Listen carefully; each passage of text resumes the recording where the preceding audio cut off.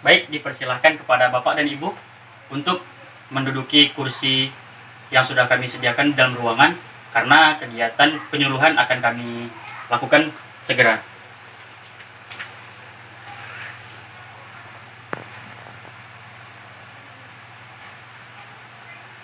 Baiklah, Assalamualaikum warahmatullahi wabarakatuh. Alhamdulillahirabbil alamin.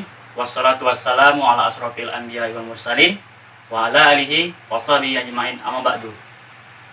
Puji syukur kehadirat Allah Subhanahu wa taala atas berkah dan limpahan rahmatnya sehingga kita dapat berkumpul di dalam ruangan ini dalam rangka untuk kegiatan penyuluhan yang akan saya sampaikan. Sebelumnya izin saya memperkenalkan diri. Nama saya M. Iksan Falarozi. Saya mahasiswa jurusan Kehutanan Fakultas Pertanian Universitas Riau. Adapun tema yang akan saya sampaikan dalam kegiatan penyuluhan ini yang akan saya sampaikan yaitu pemanfaatan hasil hutan bukan kayu sebagai transaksi bisnis berwawasan lingkungan. Nah, nantinya dalam penyampaian penyuluhan ini saya akan menyampaikan kepada Bapak dan Ibu bagaimana sih cara berbisnis kita itu yang berbasis lingkungan tanpa kita harus merusak ekosistem hutan, baik itu sistemnya dan lain-lain. Jadi pun ini dalam yang akan saya sampaikan ini, saya akan menyampaikan terkait bagaimana mengelola hasil hutan bukan kayu yang bisa menjadikan peluang bisnis yang menjanjikan kepada masyarakat untuk meningkatkan perekonomian. Nah, kenapa sih saya memilih tema ini? Karena perlu kita ketahui jumlah areal hutan kita di Indonesia ini semakin lama semakin berkurang. Padahal jelas bahwa hutan merupakan paru-paru dunia. Terus tujuan berikutnya kenapa tema ini saya pilih? Karena saya sebagai mahasiswa jurusan kehutanan, saya sangat peduli akan perlunya kita menjaga ekosistem hutan kita, karena untuk melestarikan hutan yang sedikit itu perlu sikap bergotong royong masyarakat sekitar hutan. Nah, jadi dalam tema ini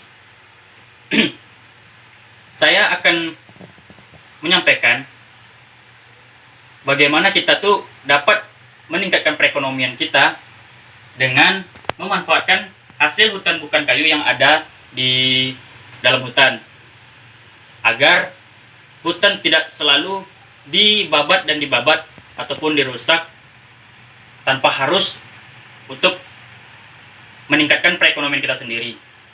Jadi dari hasil hutan bukan kayu kita juga dapat hasil yang dapat menjanjikan buat diri kita sendiri. Kemudian juga karena tema saya ini berkaitan dengan cara kita berbisnis dengan hasil hutan bukan kayu,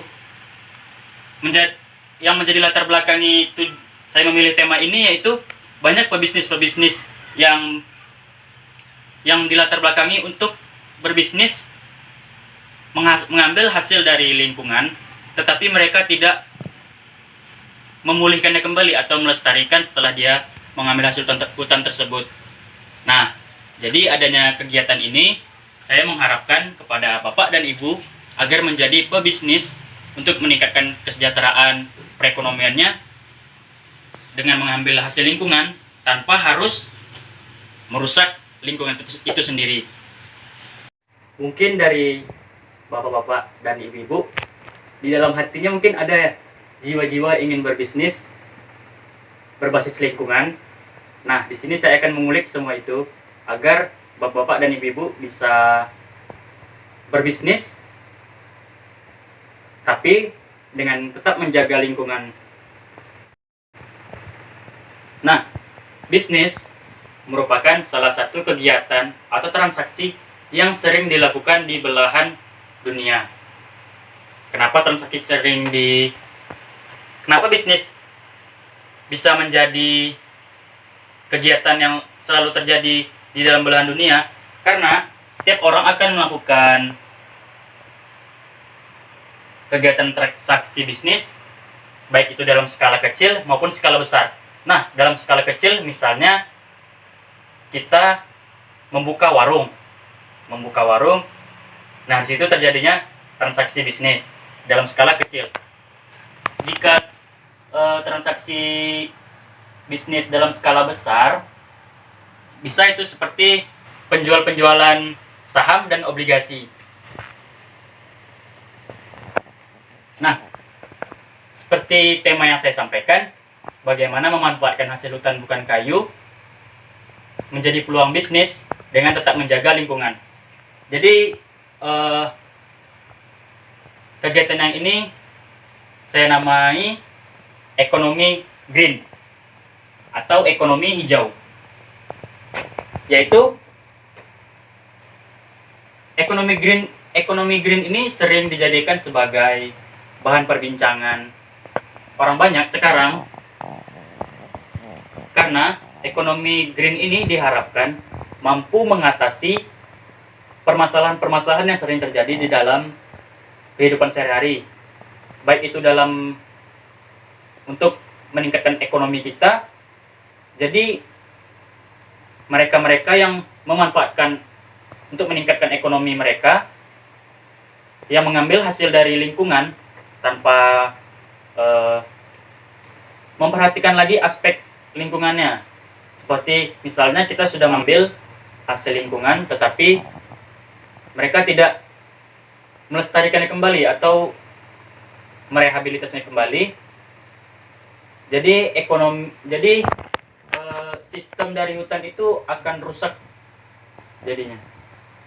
Nah, dari sebagian besar memang para pebisnis itu tidak mau mengeluarkan uang yang besar, jadi mereka tidak perlu repot-repot lagi untuk mengembalikan lingkungan yang sudah mereka rusak. Jadi seperti itulah singkatnya, pebisnis itu cenderung untuk memulihkan kembali lingkungannya karena kurangnya kesadaran tersebut. Makanya kegiatan ini dinamakan ekonomi green, untuk memulihkan kembali lingkungan setelah kita mengambil hasil dari hutan tersebut. Nah, dari beberapa situs juga, ekonomi green ini didefinisikan sebagai rezim yang mampu untuk meningkatkan kesejahteraan sosial,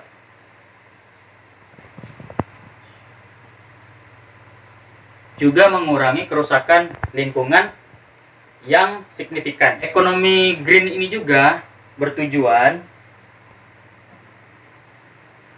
berarti perekonomiannya tidak perlu mengeluarkan biaya yang besar dan juga ramah lingkungan. Nah, tadi kita sudah membahas tentang ekonomi green, yaitu kegiatan bagaimana mengambil hasil hutan dengan tetap melestarikan lingkungan. Kemudian selanjutnya saya akan membahas tentang HHBK atau hasil hutan bukan kayu. Nah, mungkin kepada Bapak dan Ibu sudah tidak asing ya dengan kata H2BK ini atau hasil hutan bukan kayu ini, karena khususnya kepada Bapak dan Ibu sudah tinggal di sekitar hutan ya. Nah, hasil hutan bukan kayu adalah bahan-bahan atau komoditas yang diambil dari hutan tanpa harus menebang hutan atau menebang pohon. HHBK mencakup seperti hewan buruan, kacang-kacangan, tanaman herbal, jamur, minyak, rempah-rempah, dan lain-lainnya yang bukan kayu. Dalam Peraturan Menteri Kehutanan Nomor 35 Tahun 2007, hasil hutan bukan kayu adalah hasil hutan hayati, baik nabati maupun hewani dan turunannya, yang berasal dari hutan kecuali kayu. Intinya HHBK adalah segala sesuatu yang bukan kayu. Nah, jadi munculnya kegiatan hasil hutan bukan non kayu ini diharapkan dapat mampu mengurangi angka dari penebangan-penebangan liar terhadap pohon-pohon yang ada di hutan, ataupun angka-angka yang merusak hutan. Karena hutan perlu kita lestarikan dan kita jaga. Dan juga tujuan penyuluhan ini agar dapat hasil hutan bukan non kayu ini dimanfaatkan, dan kita mengetahui hasil hutan apa yang bisa kita ambil dan hasil hutan bukan apa yang tidak bisa kita ambil. Dalam pemanfaatan hasil hutan bukan kayu ini, kita dapat melakukan banyak turunan pembuatannya. Contoh-contohnya seperti memanfaatkan hasil limbah kayu, mengambil madu, membuat anyaman untuk digunakan dalam kehidupan sehari-hari, yang banyak sekali guna turunan-turunan yang lainnya yang dapat kita buat dari hasil hutan bukan kayu yang bisa kita manfaatkan setelah kita menimbulkan kreativitas kita. Nah, sekian yang materi yang dapat saya sampaikan. Lebih dan kurang saya mohon maaf. Jika ada yang ingin bertanya, dipersilakan bertanya kepada Bapak dan Ibu. Izin tanya ya. Ya, dipersilakan. Menurut Adek, seefektif apakah ekonomi penghijauan? Atau istilahnya penghijauan ekonomi itu apakah sudah efektif buat masyarakat? Terima kasih. Izin bertanya, menurut Adek, bagaimana menerapkan pemahaman itu pada kami sebagai masyarakat yang masih memiliki pengetahuan yang terbelakang? Oke, terima kasih atas pertanyaannya. Cukup 2 pertanyaan saja. Nah, menjawab pertanyaan dari Ibu, seefektif apa sih ekonomi green ini jika dilakukan?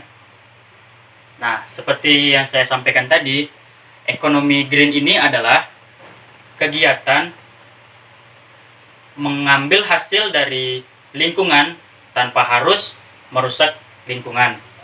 Nah, jadi jika ditanya seefektif apa, tentu efektif, karena dari kita tetap mengambil untung dari lingkungan, kita juga dapat tetap melestarikan lingkungan tersebut, seperti agar tidak terjadinya polusi, tidak terjadinya bencana setelah kita merusak atau mengambil hasil ekonomi dari lingkungan, dan juga tidak terjadinya global warming tadi, pemanasan global. Nah, itulah tujuannya kita memerlukan ekonomi green, agar kita mendapatkan 2 keuntungan, mendapatkan kesejahteraan ekonomi kepada masyarakat dan juga tetap melestarikan lingkungan. Untuk pertanyaan yang kedua dari Adek, seperti apa sih memberikan pemahaman kepada kami yang tidak paham tentang turunan dari HBK ini? Nah, nantinya kami akan mengajarkan kepada Bapak dan Ibu turunan seperti apa saja dari HBK ini yang dapat kami lakukan. Nantinya kami akan memberikan pemahaman kepada Bapak dan Ibu tentang bagaimana cara membuat atau mengambil hasil hutan bukan kayu tersebut. Nah, kesimpulan dari penyuluhan ini, saya mengambil 2 kesimpulan, yaitu melakukan kegiatan ekonomi green agar dapat mensejahterakan perekonomian masyarakat dan juga dapat melestarikan lingkungan. Nah, kesimpulan yang kedua, menerapkan HBK khususnya untuk masyarakat sekitar hutan, agar juga dapat melestarikan hutan dan juga mendapatkan aspek keuntungan ekonominya. Sekian dan terima kasih. Wabillahi taufiq wal hidayah. Wassalamualaikum warahmatullahi wabarakatuh.